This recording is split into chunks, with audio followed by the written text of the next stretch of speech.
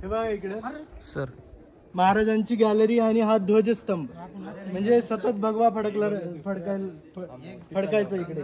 आणि जेव्हा आपण इकडे बघतो जेव्हा महाराजांचा राज्याभिषेक झाला तेव्हा सप्त नद्यांचे पाणी त्यांच्या राज्याभिषेकासाठी आणलं गेलं. तर ते इथं राज्याभिषेकानंतर उरलेलं पाणी टाकण्यात आलं. त्याच्यामुळे याला गंगासागर तलाव म्हणतात. हा आहे गंगासागर तलाव रायगडावरचा. आज सुद्धा तुम्हाला अतिशय शुद्ध पाणी यामध्ये पाहायला भेटतं. 350 पावणे 400 वर्षापूर्वी हे जेव्हा गड नांदत असेल तेव्हा काय असेल वैभव याचं, म्हणजे आपण कल्पनाच करू शकत नाही.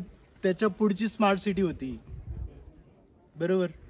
राज्याभिषेकाच्या वेळी तर काय असेल हे सगळं लाईव्ह असेल दृश्य. म्हणजे आपलं भाग्य आहे की आपण हे तरी बघतोय. आणि हे बऱ्याच वर्ष मुघलांनी इकडे राज्य केलं. 27 वर्ष इंग्रज आले. हा त्यांनी पाडलं नाही हे आपलं नशीबच म्हणावं लागेल. म्हणून आपण बघतोय. त्यांनी आपल्यावर उपकार केले एवढे.